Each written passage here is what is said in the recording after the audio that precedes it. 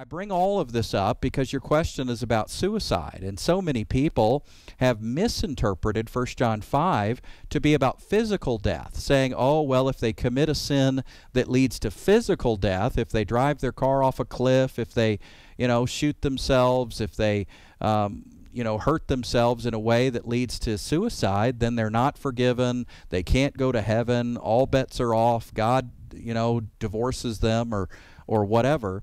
And that's just nonsense. I mean, the promises of God hold no matter what. Even when you are faithless, I remain faithful. Nobody can snatch you out of my hand. Nothing separates you from the love of God. No created thing separates you. So we need to know that God is with us and in us. If we're saved, we're saved. That's eternal salvation, not 40-year salvation. It's not salvation until you're depressed. It's not salvation until you're suicidal. It's salvation, eternal life, not temporary life. And so that's why he says, I'll never leave you nor forsake you. And he means it, and there's no exception there. So suicide is not an unforgivable sin. Now, the second part of your question is about pastors and what are the qualifications. I mean, we find these qualifications in a couple of different passages. You look in 1 Timothy and you see in chapter 5 folks who are called elders. You see the qualifications in 1 Timothy 3.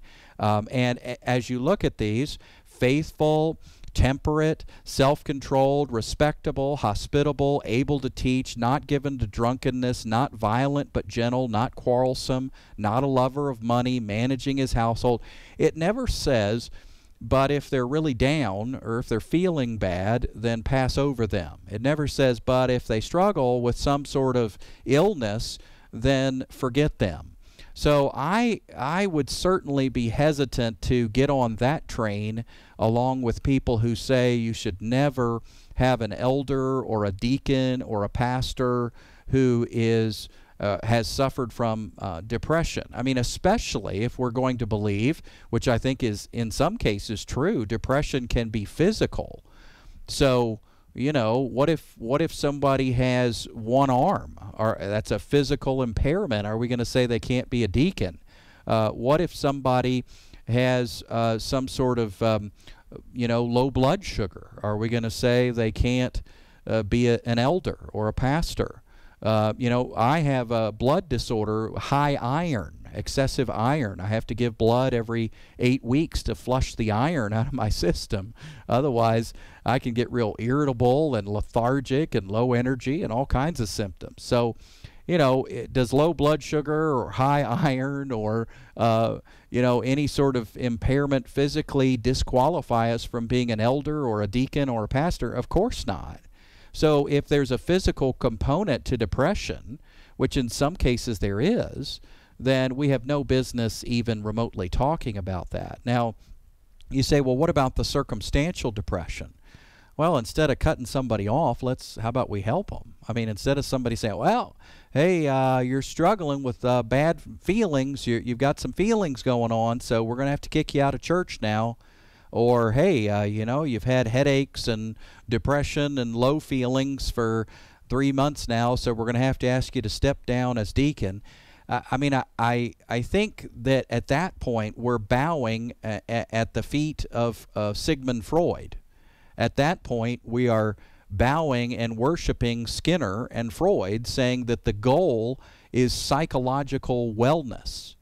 And, I see Christians doing that in some circles. I see us sort of worshiping psychological wellness. I'm just afraid that if we were to give a Myers-Briggs test to Jesus, if we were to give a psychology test to the Apostle Paul, I'm not so sure they're going to come out as balanced as someone like Freud or Skinner or any other behaviorist psychology or any other cognitive therapist might hope for. Jesus might have a God complex. Paul might seem like he's a little bit of on a death wish. Jesus too, for that matter. So, what I'm saying is psychological wellness is not the goal. Knowing Jesus Christ is the goal. Now, don't hear me wrong. I mean, if somebody's suffering, get medicine. If somebody's hurting, seek help, medical help. But what I'm saying is the goal of Christianity is not to make everybody even-keeled in passing psychology tests. So, there are plenty of sincere, devout, eager believers who struggle with depression.